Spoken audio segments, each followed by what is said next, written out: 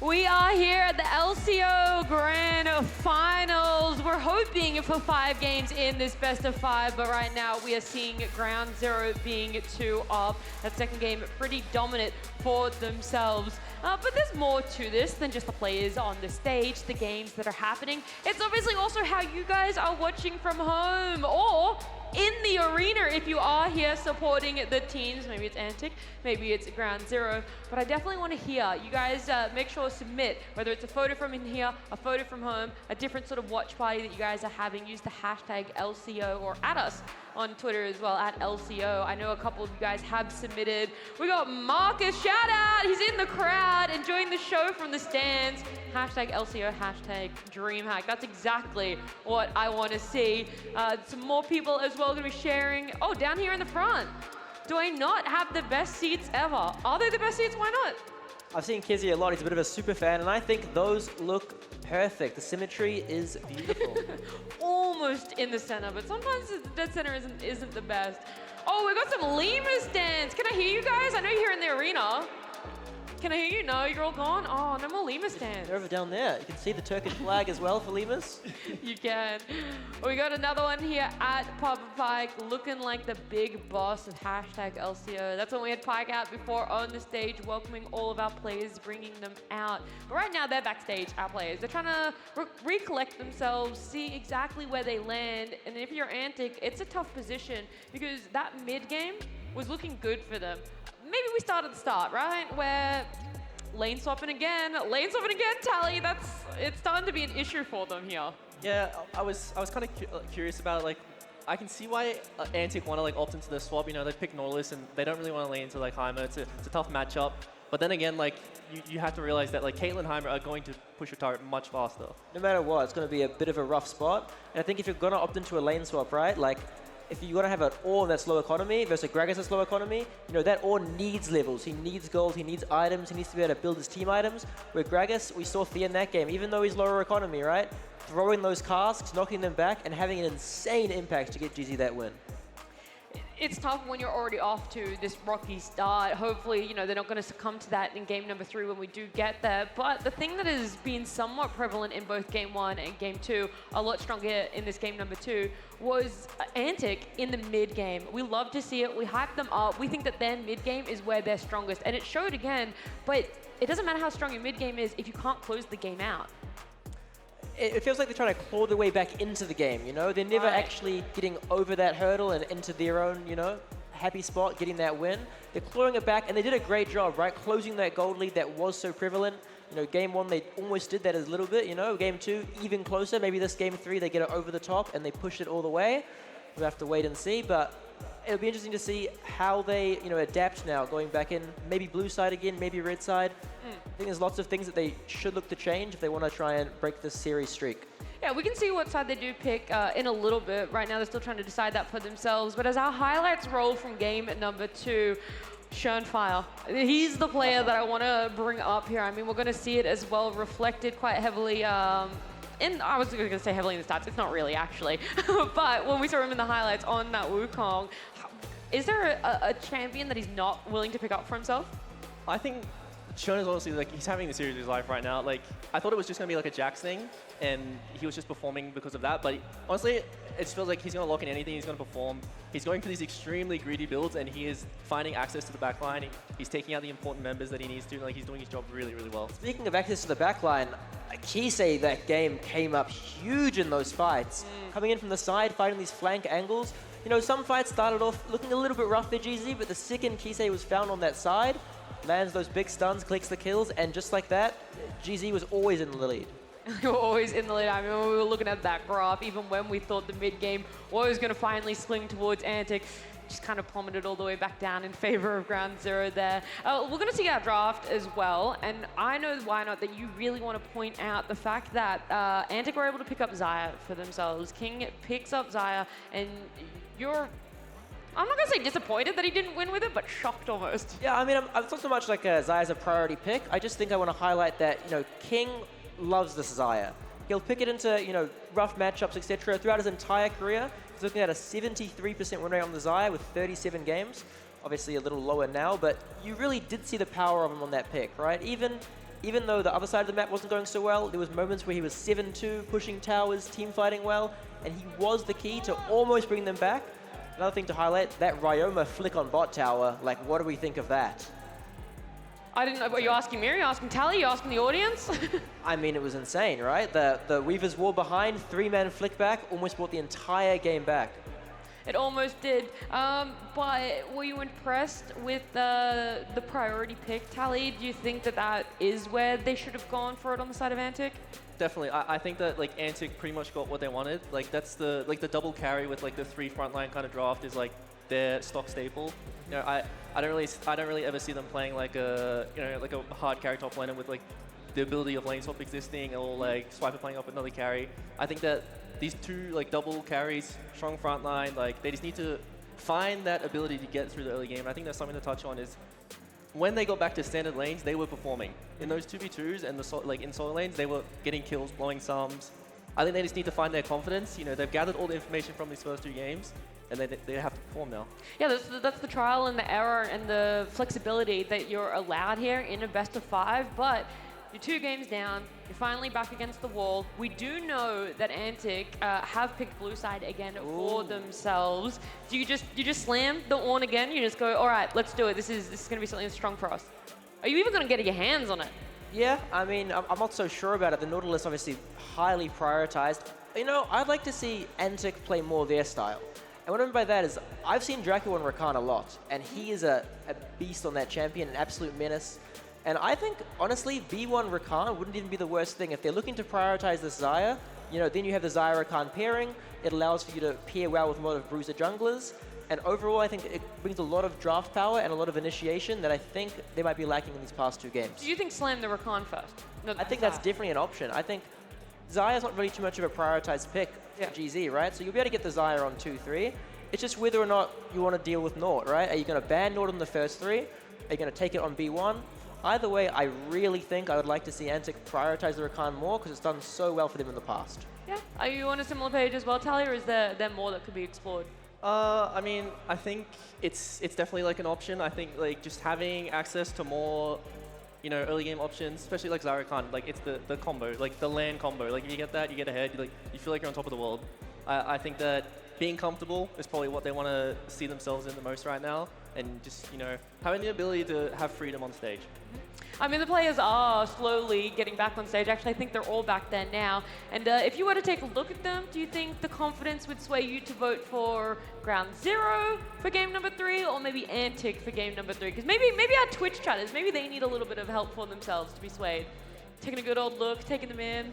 I don't know. I feel like, you know, they're still locked in.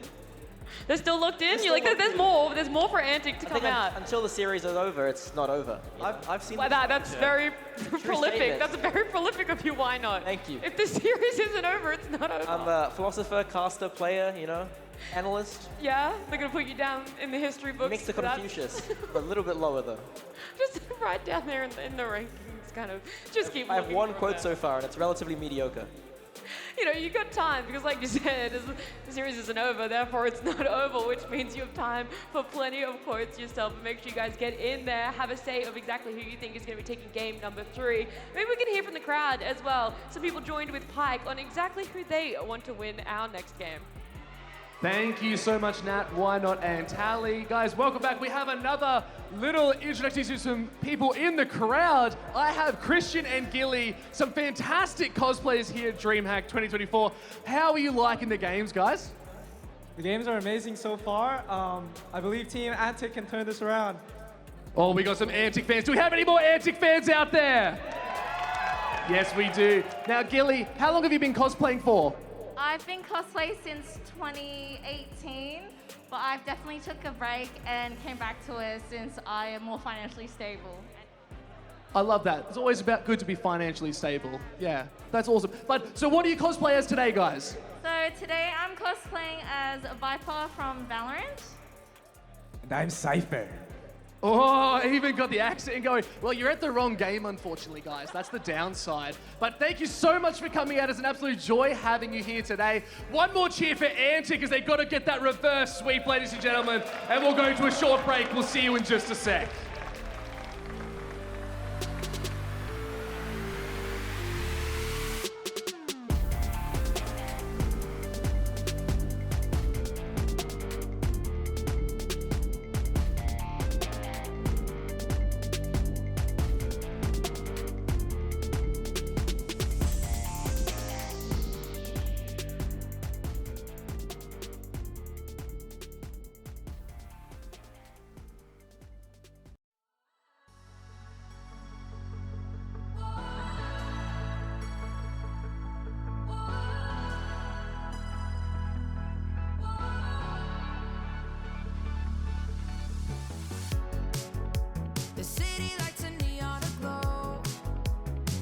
stars covered in gold.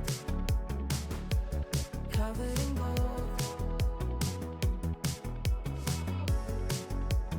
Walking on a highway of dreams. We will shine, only believe. Only believe. And the feeling's right to set the tone. Wanna light the spark and let it go. Late after midnight, light it up in the moonlight. Ain't no stopping us now. We just wanna be the fire. We just wanna be the fire. Burning desire. We go higher and higher, and we never come down. We just wanna be the fire. We just wanna be the fire. Taking down liquor and juice. Come alive, nothing to lose. Starting something, blood comes rushing, rushing. And the feeling's right to set the tone. Oh, wanna light the spark and let it go. Yeah, just let it go. Here's the reason that Kimmy's after becomes the Varus. Full stand on the stopwatch, it's carnage! They're all charged at his command! Oh, the boom! It's do or die! Well, this is what we're playing for. It is the LCO trophy won by countless organizations before them. No Chiefs, so they can no longer look to try and challenge for what the four-peat and what would have been a phenomenal outcome. But that's exactly where we find ourselves. It's match point. 2-0 for Ground Zero. And really, at this stage, it feels like, it sounds a little bit controversial, but it's almost like one team has shown up today. Yeah, absolutely. Antic really have been a shadow of their former selves, right? The fight that they're able to bring to Ground Zero in the playoffs in the regular season is nothing like what we've seen here so far. But much like that series as well, it really did come down to that third game, the decisive match point situation where we were really able to see both teams shine. So with their playoffs hopes on the line, their finals hopes on the line, can Antic bounce back? That is the question, because nobody wants to get 3-0'd, especially not on a stage in front of a packed-out audience here. You want to really showcase what an entire year's worth of work does culminate in, and a team as well established as Antic, having won countless trophies before, should have the mental fortitude, surely, to bounce back. We talked about it before closing out Game 2, the turnaround, 15 minutes between now and then. What have they cooked up in the kitchen to try and figure out the way to win this game? And not to make myself sound like a bad analyst, but I did predict Antic in this series, right? Purely for the fact that I thought it was going to go late. I thought it was going to go to a Game 5 situation. I did favor the mental fortitude of someone like Antic. But coming in, they've already clearly showing a plan here. They're taking off all three of Varus, Draven, and this Kalista here, really pigeonholing the AD carry, and they've still got the 1P. Does bring into question then, what is more important? Do you need the Nautilus, or do you want to guarantee a good AD carry like the Tristana, for instance, which we've seen certainly be up there? But no, they say, you know what? Once again, it will be the Oceanic Classic.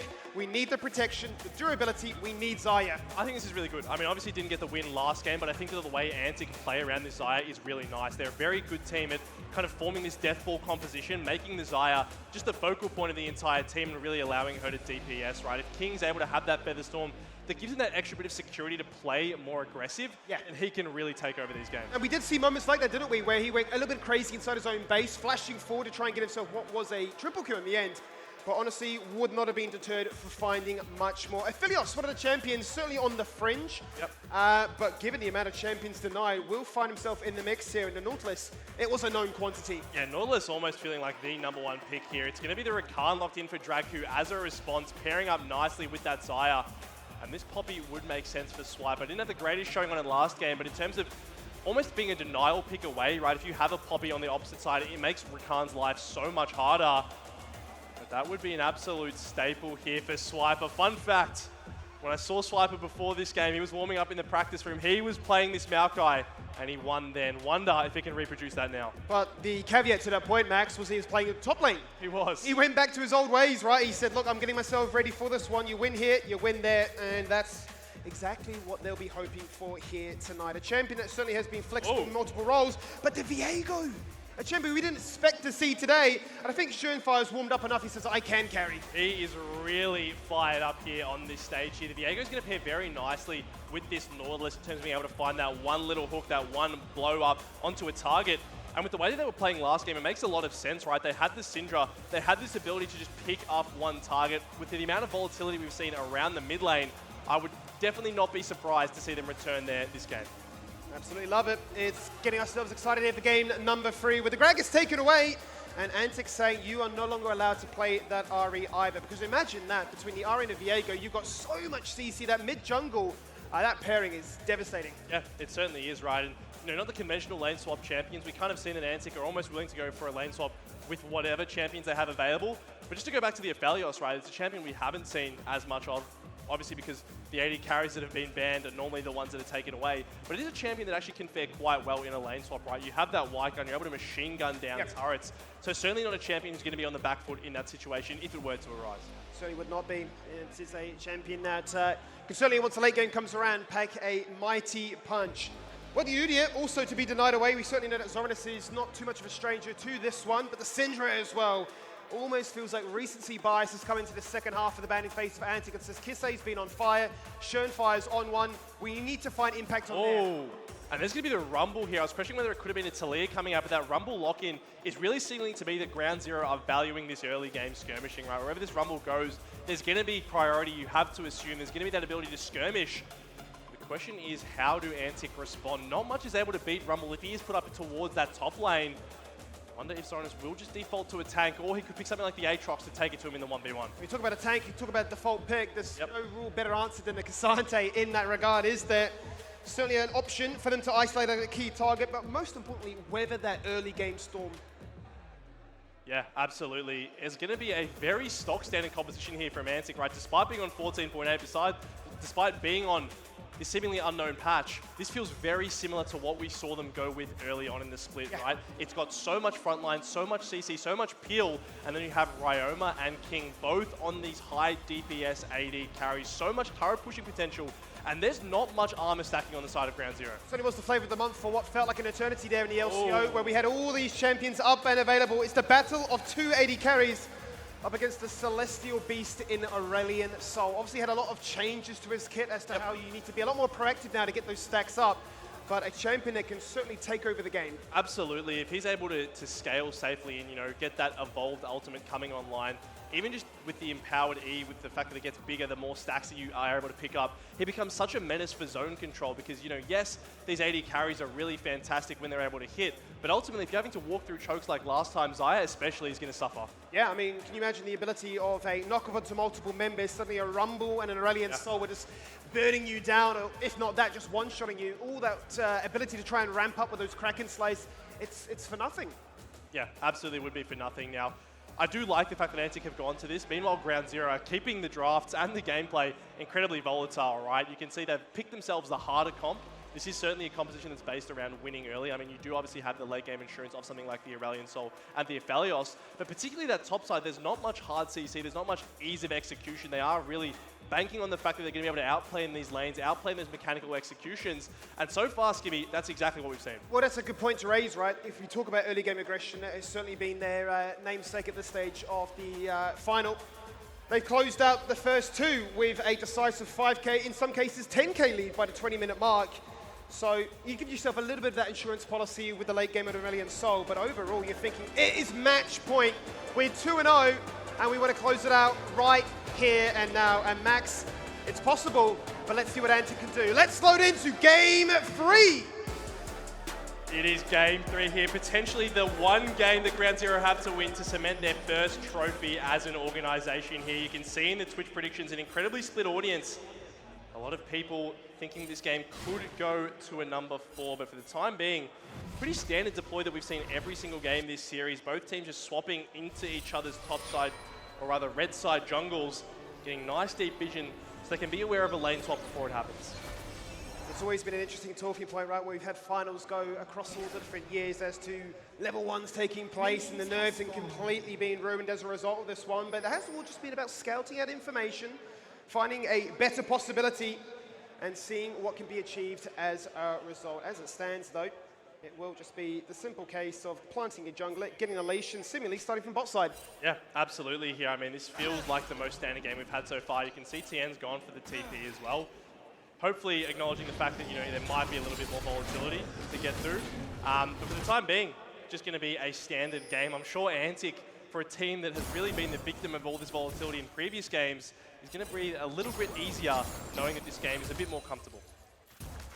Certainly will be. Let's see where the most volatility is found. Certainly the likes of Roma and Kisse haven't been too shy when it's come to fighting one another. You'd imagine the early game should favour the Tristana just slightly from the pushing power, but Kisse will have his work cut out for him as to where to try and guide that breath bit, the minions or the champion, to get those stacks up as quickly as you can. Bit of action really across the board as we look into bot lane too.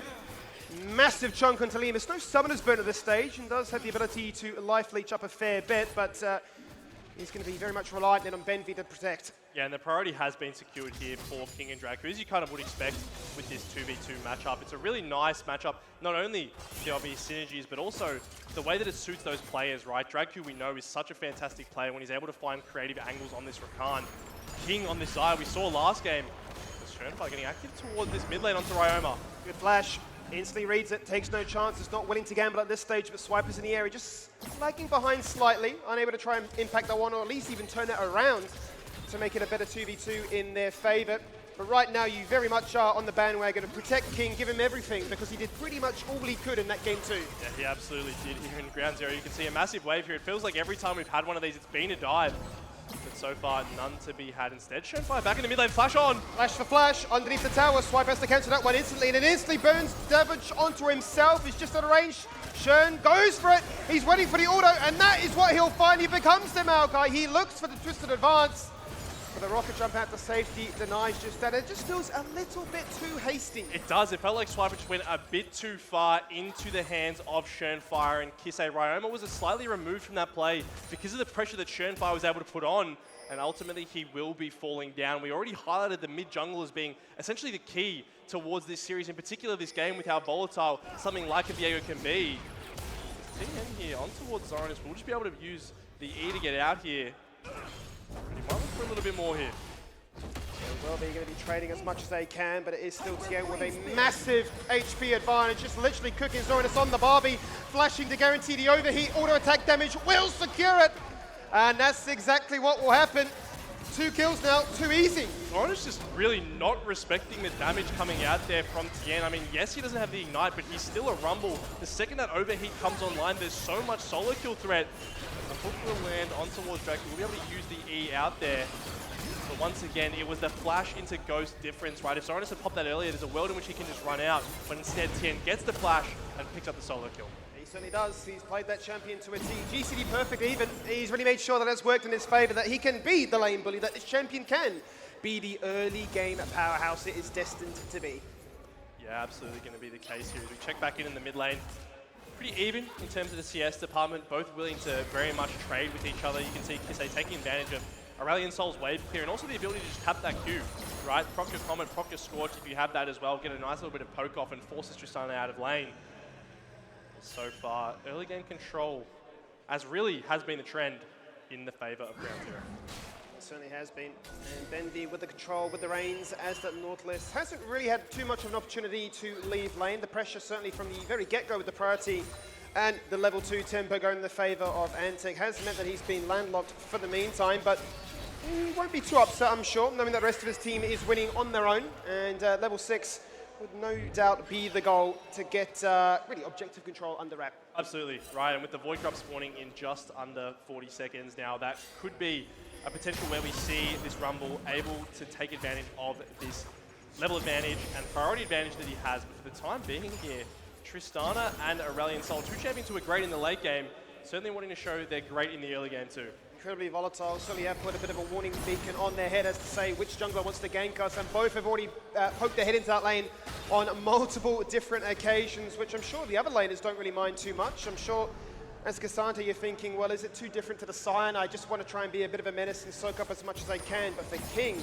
certainly wanted to receive a little bit of attention.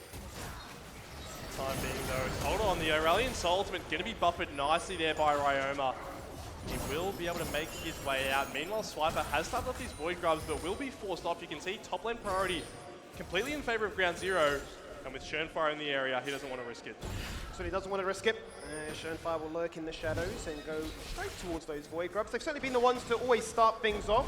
Not necessarily claiming them all to get those Void Mites afterwards, but it hasn't really deterred them from the fact that we get turret plates even without that objective available to us. Absolutely, as we can see, a little bit of skirmishing here. Gravitum's on. Fantastic disengage away there by Dragu, baiting out pretty much everything, but then he re-engages like an absolute psycho flash and breaks their ankles and says, watch this!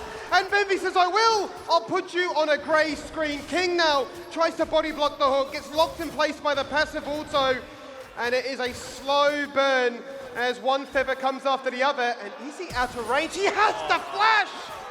A little bit of style there from Ground Zero to secure. They only get one kill, but they ultimately will force the flash out from King as well. You can see Lemus wanting to flash over initially the Feather Caller, but it won't be enough. Ultimately will fall down in the bot lane, and King once again getting off to a hot start, the only hot start on his team. He's looking to try and really put his team on his back end. 1v9 on this occasion here, Max. He's doing everything he can. First pick priority, first one getting the kills. And no doubt, as this game progresses, we'll be checking in with the overall gold, the one at the top of the table there too. Dragon up and available, but it really has been overlooked this entire series. It'd be almost a little bit abnormal if they were to try and go for this one at 8 minutes. Yeah, it certainly would be given the trends that we've seen so far. I think that this game, perhaps with the bot lanes in their kind of standard position towards that side of the map, that it could be looked at a little bit more. With already the Void Grubs having gone over, there's no real incentive for Ground Zero to get towards that top side of the map, right? They're very happy to play, especially with no sums on the bot lane of Antic. It's a very volatile situation. If a hook lands, there's a Viego behind him, something that's a kill, something that's a dragon, and you're blowing the game wide open. So something that Antic will need to be conscious of. You can see Swiper has come down towards his Krug, so he will be in the area for potential responses. And it is nobody in bot lane has flash available. It is the perfect opportunity for these two junglers who are in the area to look to scout out an opportunity. That results in a dragon, that results in a bigger gold lead, and still it is Ground Zero that says, well, we know gold leads. Yep. 1,500 is the magic number. Crucially though, Ryoma is the one to have first push, right? That means he's able to walk into that river first, deter even the Viego from walking in. If Tristana has a Maokai behind him, that could just be a pick for the side of Antic. For the time being though, Schönfire nowhere near this play. As long as Ground Zero respect, they're going to continue to allow their jungler to blow open this already massive CS lead in the jungle.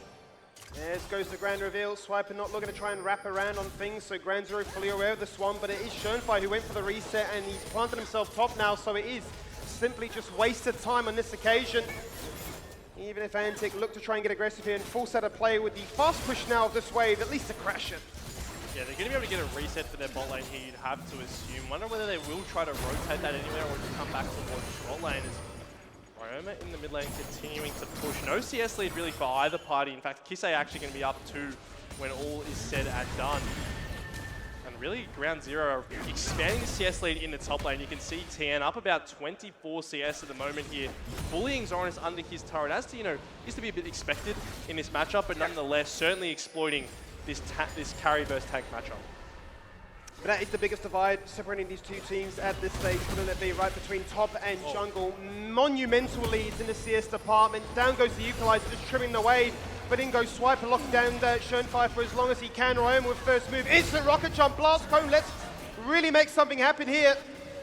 But a heartbreak to disengage. And King, off screen, actually gets the solo. Yeah, Lemus just dead there in the bot lane. We'll have to see what happened there. On the top side, Swiper actually successfully managing to defend his blue there. Unlike last game, he had his teammates roaming first. Ryoma being there meant that Schönfire had to back out. Oh, take a look once again here. King just runs straight at Lemus here. He's got Draku behind him. Yes, this does a fair bit of damage, but you are not winning that 1v2. Cancelled the recall and said, Benvi, don't ever roam from my lane ever again. See what happens when I'm not protected by my support, my babysitter. I need that level of protection. That 2v2 is certainly ever so important. Kisei, he says, you've burnt the disengage away. I'll rocket jump on your head. And quite honestly, I don't think that Tristana won that. Yeah, he cancelled too many auto attacks there. Kisei just able to get a couple Q procs off and ultimately will win the trade. He has the Rylai's complete now, so this Q spam strategy becomes really annoying, right? Just tap it, and you're able to essentially perma-proc that slow as well as the Comet coming through. But for the time being, it will be once again these Void Grubs that are the priorities. The bot lane here for Antic, but Schönfire, he's picking them up before Antic can even respond. He's got 4. They need 5 and 6 to get those Void Mites to spawn in the lane. Back in bot lane. Lemus in trouble again. If it's not the bot lane killing him, it is simply the underutilized tank who's up against the World into a Rumble who goes in and gets a kill of his own. 0-3 is the scoreline right now, and King takes a battle with Tien. And if I can lip read correctly, I think I saw Tien in player cam shouting, "Lemus!" after that death, which is one of his third in this game, the only ones that Ground Zero have given up. Kind of an uncharacteristic performance here for someone who's otherwise been so stable in this series. But as you said, action now unfolding on the top side. A nice equalizer from Tien to just completely nuke the wave. No pushing here, but hold on. Hooks on. Here's the quickness. It's time to chum up the enemy as they lock in place 2 for the meantime. The Fibbers go out. The recall is good. Swiper in trouble. He's living as long as he can. His job is secure. And it will be a 1-for-1 right now. But King is the focus. And that's what they'll guarantee. Schönfire becomes the Maokai. Gets it done. And even Zoran is not strong enough to take down the beast that is Ground Zero. You give Schönfire one reset, you know he's going to take over the fight, he wants more. He really does want more, he wants as much as he can get, but he's bitten off more than he can chew. They drop the nuke on their head, Kisei hunting underneath that top tier 1, really slowing you down for as long as you can, and even Kisei's thinking, do we want more? Do we go for more? Because Lemus, despite being 0-3, uses those chakrams. Yeah, it was very close there, but Ground Zero once again just pull out a miracle of a fight there. Schönfire able to provide the resets onto the diving members. As we take a look at how this play unfolds, once again, the initial pick is onto the jungle support of Ground Zero, but these are tanky members and you don't have your damage. King is getting CC'd up, he's able to retreat throughout this entire play. Yes, you take out Tien, but there's the initial kill going over. Schönfire realizes King has no summoners, no Featherstorm to be able to avoid that damage, just takes him clean out. And Viego, keep in mind, is not the only champion that can reset here. There's an Aurelion Soul as well, and he's going to make you know about it. No, he certainly did. Jumping across the wall, breaking the terrain, and breaking the opposition at the same time as well. When really at this stage you're thinking, yes, Antic continue to find these good little moments, but it's not enough to ever say, we have the gold lead. To the Dragon we go. 13 minutes. Antic looking to start things up here, not to be stolen away. Instant Dragon flash, knock him up. Benji the focus, take this ultimate down. No ultimate use, that's a big factor here for the success of Ground Zero. But the equalizer, they're all being cooked on it. And they're gonna find Swiper. But Antic will say enough is enough, and Lemus says it's not done until I say it is. It's absolutely not done here. King going to be taken out as well. Ryoma flashing forward to try to trade one back, but he'll go down as well. That is a clean fight for the side of Ground Zero. Yes, they lose the Dragon, but they take the fight. Brutal in their ability to say you can have that Dragon, but we'll take you down. You are a much more important objective at this point in the game. It all starts here, but not even the smite securing it was Tristana of all people. They turn onto Benby and you think, this is surely a winning fight. Yeah, this Nautilus is pretty tanky though, does get burst down, but they've burned so much trying to get on top of him that Tien rocking up with this equalizer on top of the root just provides so much damage in here. You think potentially the play is done, but Ground Zero, they have other ideas. They're flashing forward, they're picking up every kill that they can. They certainly are, making it look ever so effortless underneath this tower, attacked from multiple different angles, nowhere to run or hide, and nowhere to avoid the power, the pressure, the ability for Ground Zero to always run the early game. Yep, absolutely, and now 3.5k up here. Antic, the items are where they want them to be, right? The goal that they do have is certainly in the right places. You can see King there, second on the leaderboard, but Schönfire 5-1-4 on this Viego throughout this series has definitely been my MVP as Kisei. Doing whatever they can now to get Kisei underneath this tower. The quickness is good for the own time, but King doesn't have enough damage and certainly going to be scared by the fact that Schönfire is here. The one with the most gold, the one with the most pressure. A shutdown they would absolutely love, but he sidesteps the knock-up. They're not going to find the kill. Swipe it in no man's land. He's stuck again as it's heartbreak felt for the Antic squad. And they find themselves in a bit of a deja vu moment as well, running underneath this tower where they died only minutes prior. Yeah, and you can see King here, no Featherstorm either. No Featherstorm, no get it a gel free card on this occasion. With it low, taken on free. You can see in their face cams, even they are beginning to feel a little bit tilted by this one. And for Ground Zero, I mean, nothing they do is wrong. It's just frustration here for Antic, and you can understand why. Swiper, unfortunately, just in no man's land, like you said, he's able to get caught off, and yes, the Maokai isn't super useful as Rome is finding Benby here, but it's the fact that Viego's able to get the reset, able to get the Heartbreaker to close the gap even more, and then suddenly Desire, without summoners, without that ultimate available, is incredibly vulnerable. Hold on, it's a TP here. Flanking TP, this is Zoranus looking to try and make matters work in their favor right now. The focus is Kisei, the hook doesn't connect, he buffers it beautifully. CC immune, Kisei, that's what we want. You burnt your flash prior, and this time you are simply a sitting duck. The kill will go the way here for taking out that explosive shot. But Lemus now may have also found himself in the curse of an AD carry, cleansing himself out of that one, making sure nothing goes against him, but Dragu not too far behind. Bendy flashing on, rooting him in place, a one-man Moonlight Vigil, the damage of the King, he is the focus. Dominus though, locks him in place, and King answers back, make it 2.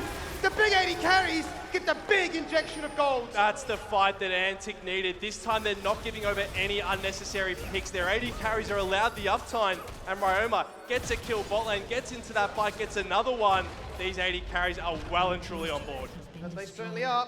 5 kills between them right now, and they no doubt will be working towards fairly similar item builds, but this does feel like a bit of an OS classic. Yeah, so we can 80 carry core mid lane. Absolutely. We can see once again it's a nice cleanse from Lemus to kind of negate that initial route coming through. Benby tries to get a flash with the King, but look at the positioning here from the rest of Antic, right? They do such a good job at shielding him. Zoranus is on the flank as well, able to kill off Lemus, and then with Ryoma's TP in, picks up a shutdown onto Schönfire, who's been such a menace for the majority of this game, that now that's a Tristana with Navori quick blades. It certainly is, and I really like your points from before in terms of Schönfire being the MVP of the series, because I would agree. I mean, he's been incredibly flexible with his approach to the draft and says, I don't have to go for the prototypical carries. Yes, I will on this occasion. It doesn't matter what you give me, I will make it work. Now, we do put the question there, was that shutdown the turning of this game? We thought so last game, but the Rogue Caitlyn trap put it all undone. And you can see how all in on the carries here. 2 Knights Vows already completed for the side of Antic. They know it's the Ryoma and King show. We know that as well.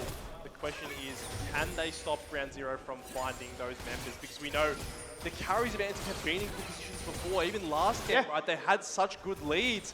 Ultimately, it was those little mechanical slip-ups that cost them the game. Now, with 20 seconds on this Infernal Dragon, would only be the second one for Antic and the first for Ground Zero. Not the highest priority by any means.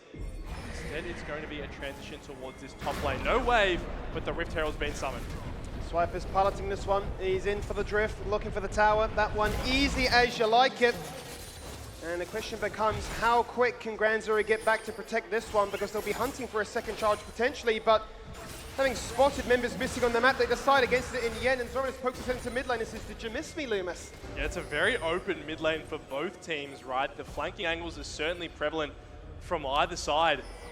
That's right, I think he might get caught out here. The W will just miss there from Schönfire. So Ryoma will be able to walk away this time. A good talking point now is that Kisei does have the evolution of the ultimate. The skies will descend. He's just gone back to base and picked up the Leandry. So if that ultimate hits, especially at a Baron or a Dragon fight, that cleave damage is going to be insurmountable and really will be the deciding factor here. Swiper, the one to be exposed, the one to be found out in his own side of the jungle, says, all right, boys, come at it. Hits them with the Nature's Grass, locks them down as much as he can, but Tien with the boys backs him up with the TP and forces him back to where he came from. Zoranus going all out, the knock-up onto one, the skies descend, exploding, padding and burning them all down low. And Ground Zero, they stand their ground and they refuse to die, apart from the 2 stars of the show, who have no one to protect them. They're alive, but their health bars are blinking, and they're going to be forced out of the jungle here. A nice skirmish from Ground Zero. Initially, Antic had the members in the area, but it ultimately was that choke against the Aurelian Soul that sealed the deal. So much value from those skies descend that they were able to find a reset for Schönfire. And the second that happens, the fight really was just over. Ryoma waiting in this bush here potentially. He's a little bit low. Not sure whether he would fancy a jump on towards Kisei, but here he goes. He's seen the cooldowns burn. He says enough is enough. I have the power. He just hops the breath and being slowed and cooked alive. It's just not enough, and you think you've got it, but Kisei proves again that all the star power can return to OS, but he still shows up. Absolutely does, time and time again here. As we take a look at this previous altercation, right? Dragu and Swiper thinking that they found Schönfire, but there's no quickness here on the Rakan, right? They don't have that easy CC that they can pop melee range and CC this Viego to 100 to 0. Now that opens up a window here for Ground Zero. Look at Schönfire's Heartbreaker here, by the way. Perfectly timed with the all-out to stop himself from getting back. And then this is exactly what we talked about in draft, right? You're playing in a choke against an Equalizer, against an Aurelian Soul. You're never going to be able to win that fight. And Swiper goes down on the back end as well. Too much damage. And literally out of one person getting cooked, we find ourselves into a second one. Swiper on the flank, looking to do as much as he can. He is quite squishy, but he flashes out of harm's way. Dragon looking to be tricky with it, bouncing off all sides and walls. And charming as much as he can, but they just don't have the damage. They just can't find the kills. The fight is split. It's no longer a team fight. It's a skirmish. It's a scrappy one. But Ryoma was hunting for the bouncy castle resets. They're just so low.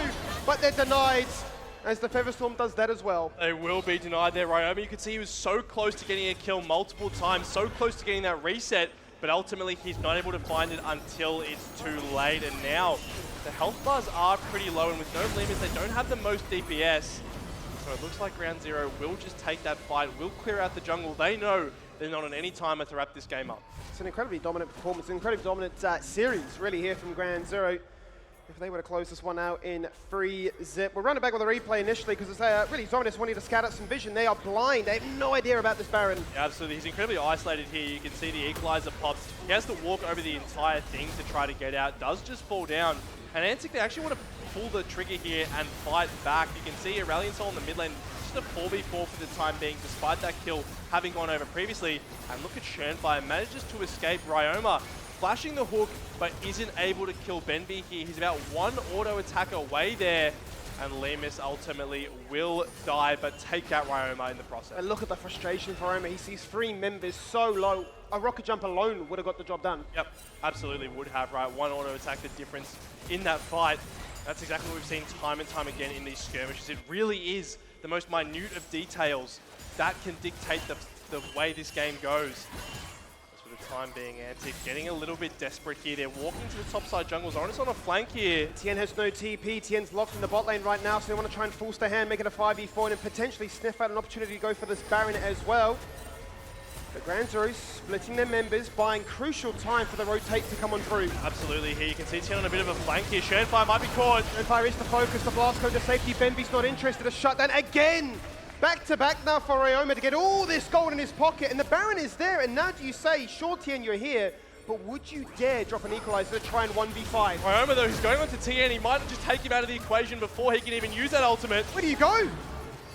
Where does Tien go? Unfortunately for him, the fight was already done. Now the Baron is looked at. Can that act as an auxiliary member here for the Ground Zero side? Can the spits here do enough damage for Ground Zero to sniff out an opportunity? Kisei doesn't have the ultimate. He does now. Would he drop it, and will he find success? The Baron is low, it is secured, it is being picked up here by Swiper, and now they look to find some extra kills and open up the floodgates, and the double AD carries, they just get to stand and become a turret. And Kisei, yes, he uses that astral flight to create a little bit of distance, but he is still on the wrong side of the map, getting chased by 4 members of Antic. He's going to go down as well. And he certainly will. Shutdown after shutdown after shutdown. You look at Ryoma, you say you're 9-2, and now the man that claims them all is the one with a bounty too. And that is exactly what Antic needed, right? The game was going against them, but they find the pick. They find the pick onto Tien as well after that, and they're able to successfully take that Baron. It's an incredibly bloody affair, but like you mentioned, 9 kills on Tristana, 7 kills on King as well. Right where you want to be. And it really does accelerate the tempo and the pressure in their favor, right? LDR just picked up, so to be the first person to be at 3 items is a phenomenal feat, but you're going to see here the hesitation really from Ground Zero. Are we going, are we not? Well, that's the issue, right? Is Benby wants to get involved here, pops the depth charge, but he's ultimately quite isolated. Zorinus does a nice job of tanking up the damage here from both carries from the side of Ground Zero. Ultimately does go down, but buys enough time for his teammates to pick up the Baron and ultimately chase down Kisei for the kill, and now we're in a very similar situation to Game 2. The Baron is online for Antic. They have the waves prepped in the bot lane. Don't slip up this time. This is literally a carbon copy of what we saw last game. With the Baron down, what, 1,500 gold, you're thinking, is this the turning point? Is this the late game classic Antic strategy? Well, there is no Caitlyn trap, so surely this time, Swiper's not a sitting duck. But this time they turn around and say, we don't need the Caitlyn because we've just got so much hot fire to clear the wave and to drop your HP bars. I mean, Benby literally got obliterated, right? Walked up to throw his ultimate out and he's just killed by Ryoma. That's no Nautilus, that's no Dredge line. Able to threaten a potential pick, but Schönfire's looking to do so. Night Vigil looking good, the charm is good as well to turn it around because you can see what Tien was hunting for. They knocked them all up, but Kisei's ultimate doesn't prove to be decisive. Zonis jumps in, isolates that one. You're going all out, I'm hitting the Heartbreaker, and we're trying to disengage. But come back here, Lemus! I'm not finished! That's 2 kills, and that's 40 seconds on both Schönfire and Lemus here. The health bars are really low, but they're going to be able to take a successful push here. You can see they've swung in front with the gold lead. They're looking to crack this inhibitor. They're looking to get themselves a foothold back in this series. And for the first time in this entire series, all 3 games, Max, Antic have a gold lead. It feels so crazy that they didn't find this earlier, but the Baron into the siege. This time proves to be a successful one. This time it absolutely does, and now Ground Zero are running into some problems with their lack of frontline. We can see the start of this play once again. It's initially a denial onto the siege here, right? The chunk onto King is quite nice. It signals that Ground Zero want to go ahead. Featherstorm is burnt, so TN thinks he can flash forward, but ultimately Draco is so quick to respond with the quickness, instantly blowing up that Rumble. And look at the way that Zoranus plays this, right? He knows that Zoranus, rather Schönfire, is wanting to buffer his ultimate, uses it instantly to catch him off guard, and that facilitates the 2 kills on the back end. Makes it too easy to stack up the Q. The Intofo strikes to be the difference maker there to grab up yet another AD carry, and it really is a bit of a comical affair if you look at the 2 AD carries, 7 and 3 versus the 3 and 7, but Limas always finds a way to stay relevant, doesn't he? He's going to be an absolute menace. I'm sure once the LDR is complete, champions like Aphelios do start to grow into their own. Oh, absolutely right. He's in a very strong position now. The question is he strong enough to stand and fight against the Tristana, against the Zyre? And right now, with the 4 items that are online for Ryoma, the answer is absolutely not. I guess what's going in their favor is the fact that there are 2 minutes on any major objective now. The Baron, 2:15, Chemtech Dragon, 2 minutes. Not really going to be heavily prioritized by Antic. You have to imagine only 1 Dragon so far. But once again, they're back to this death ball strategy. No room for error. They're going to move together throughout this map. And I wonder really at this stage who feels more pressure, because for Ground Zero you could say, yeah, sure, we can just chill. We've still got a few more games of match points to try and run it back with. But for Antic, it's like, yeah, we need to really guarantee that in a winning position like we find ourselves now, we don't slip up. We do utilize the fact that we do have the 4-item advantage over anybody else. But Ground Zero are going to keep them humble and are going to say that it's not going to be easy to take down these structures. No, it certainly won't. The one thing I'd say Antic do have going for them in this game is the fact that Ground Zero's engage is quite isolated to Benby being able to throw a hook, right? You see the top side of Ground Zero, very damage-oriented, and yes, they can find a target and blow one up, but in terms of being able to actually get onto that backline threat, it is a lot of a harder task, and we can see now that provides Antic so much freedom. They're able to rotate this Tristana and Zyre around pretty comfortably and get into a position where they're able to DPS these turrets, and so we draw ever closer. 60 seconds now. Resets are going to come through. You have to imagine they're going to get their eyes on this Baron. It's an interesting consideration whether or not Ground Zero feels strong enough to actually wait out the Baron, and whether or not they say, well, we are potentially on Soul Point. Do we just actually rush down the Dragon and then sprint over with 10 seconds remaining to then try and set up for the Baron fight as well? I'm curious to see where their heads are at right now, because you mentioned how strong they need to be early game. They certainly were, but now puts a lot of the emphasis on Kisei to say, even without an engage off of Benby, this Aurelion Sol needs to 1v9. Yeah, I mean, speaking of like good times to fight, I would say Ground Zero actually right now just picked up the Zhonya's, they picked up the LDR and the Knights Down. 3 huge pickups for their bot side of the map. I'd imagine they do want to contest this Baron. The pushing power that it gives you, especially into 2 AP solo laners, it's really hard to actually defend against. For the time being, Antic, they have very firm control. Not very tanky members as Benby's being caught. Level 16 not too far away, so those ultimates will be the difference maker, but Benby, as you say, has been caught. Dredgeline out to safety, knocked back with the Ozone Tofo, strikes from Ryoma, hits the double digits. He's got 13 kills now. That is the Aurelion Sol, do whatever he can to try and stun him back from afar, but the strong Viego is strong no more. No one can stand in front of Ryoma and King right now. They are simply too fed. You see a second alone with either of those AD carries and they will be shredded down, much like this Baron is going down now. Yeah, and if you ever take a gamble on Baron, you just cannot. You blink, it's gone 5 seconds, and it's taken as easily as you like it. And from what, being down 6k gold, they're soon to be up. And look at this, there's actually TPs coming through here from the side of Antic. They've kind of corralled them. It's a very deep TP from Ryoma. Incredibly deep TP. Oh, the one-shot bang! Send them to the grey screen for 50 seconds to say there's far more fuel in the tank for this one. You can go golden, but I'm not scared. I'm looking for more. I've got the boys. They'll back me up. Benby, where are you going, son? Your team is dead. And that's an ace. And that's Antic saying it's game 4. On the brink of elimination, 17 kills for Ryoma. He puts the team on his back, says, we are not going to go quietly. They save themselves in this series and take us to game 4. What a performance. What a way to answer back. We asked the question, what will they do during that 15-minute break? And they said, we'll just win. We will win. And they run it back with a meta of old. Double AD carry set up with the Tristana, the only champion not denied. You raised question marks. Why was it not first picked? Because of this. The 5th pick coming out of Tristana, flexed into the mid lane. and putting in a hero's effort. If nothing more, they can walk away and say, at least we took one. And this is the Antic we've wanted to see for so long, right? All of today we've been asking where are the Ryoma and King, who we know. These are some of the best players our region has ever produced, and finally we got to see them in all their glory. We finally got to see what we've all come to see, which is these players are the kings of O's for a reason. They've done everything overseas, but they've come back here and shown that, look, you boys think you've got the clean 2-zip? Not on our watch. We'll see what happens right after this break for Game 4.